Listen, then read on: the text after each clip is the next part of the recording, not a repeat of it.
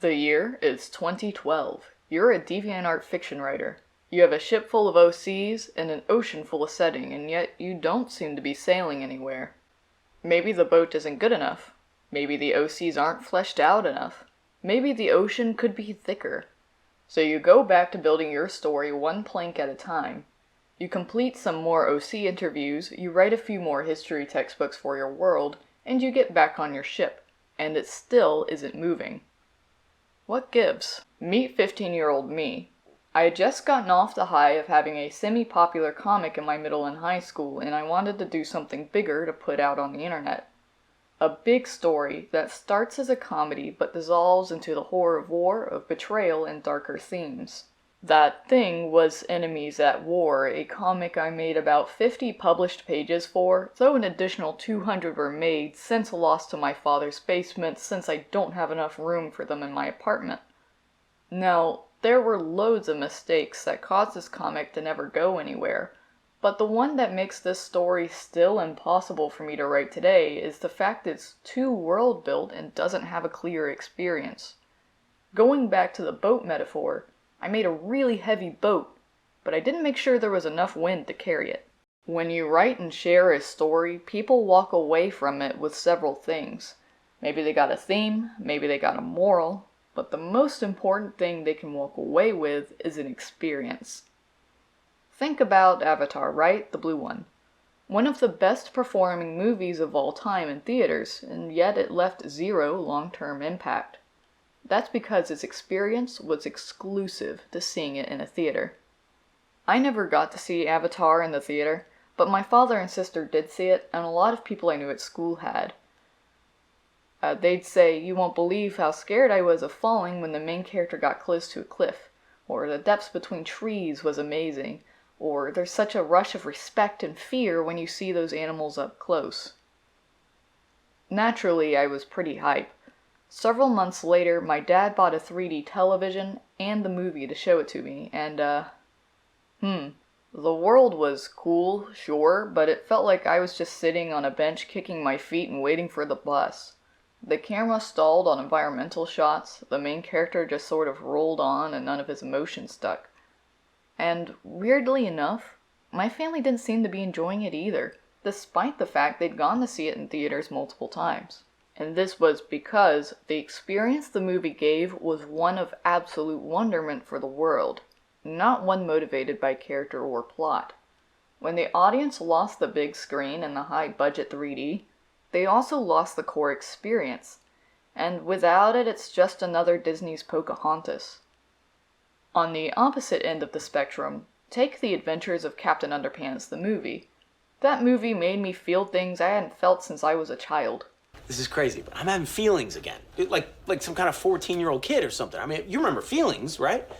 The entire movie focuses on the experience of being a kid trying to have fun in an unwelcoming environment, and it sells hard. It sells the relief of the boys pranking Melvin at the Inventathon. It sells the fear of moving away from your friends. It sells wonderment and malaise and loneliness. It really surprises me that more people don't talk about Captain Underpants. Everyone my age that I know has seen it, has absolutely adored it, but most just never saw it, which is a shame. If you're watching this and you haven't seen the Captain Underpants movie, please go look it up. Other series that excel at selling their experience is Megamind, which sells the feeling of malaise related to uselessness, The Truman Show, which sells a growing sense of paranoia and need for freedom, and Rango, which sells... I don't know what this feeling is, but it is a feeling. So, how did those movies get there? Well, I didn't work on any of these movies, but I'm almost certain none of them got there by filling out questionnaires on what Megamind's favorite fruit is. Though I'm not saying they didn't do that, I bet it's papaya. They got there by making their works experience first, and then have the world and characters serve that experience. But wait, what's with the second part of the title? How is world building dangerous? That has to do with the fact that building the world and characters first can mean you have a mucky or unclear experience. Let's go back to that old comic I mentioned earlier, Enemies at War. It had no less than 7 reboots, and 12 years later, it's a completely non-viable story. Why? Because it doesn't have a clear experience. I wanted it to be everything. comedy, betrayal, a bisection of the effects of a drawn-out war on both a soldier's and civilian's psyche, coming of age, political commentary. And when I built the world and characters, I did so focusing on different aspects for each one. The main character was about coming of age. One of the supports was betrayal, and the other main support was about the toll of spending most of your life losing things to war. Two of the lesser supports were purely comedy, and two others were a good blend of comedy and horror elements. And together, they made Peep Chili. Put the peeps in the chili pot and makes it taste bad. Because I didn't have a cohesive experience in mind when I started writing it, when I built the world, I built a house with no foundation. Over time, the pieces strayed away from each other until I was telling 20 different stories that intertwined so much that telling one spoiled the others. So next time you start writing, ask what experience you want to sell. I'm working on a story right now that I'm not expecting to finish, called Dance of the Sleepless Cheetahs, where the core experience is this one story from one of Mike Burnfire's Campfire Story videos. And there was something on the news about gay marriage. And I turned to my dad and said, I don't think gay marriage should be allowed because it's all about Adam and Eve, not Adam and Steve. And I remember that he turned away and said nothing. I was looking for praise, and I did not receive it that day. That's edited for time, by the way. To hear the actual story, go to the link in the description. The core experience is being thrust into a world where things you were normally praised for, you are suddenly punished for, and you just have to live with that.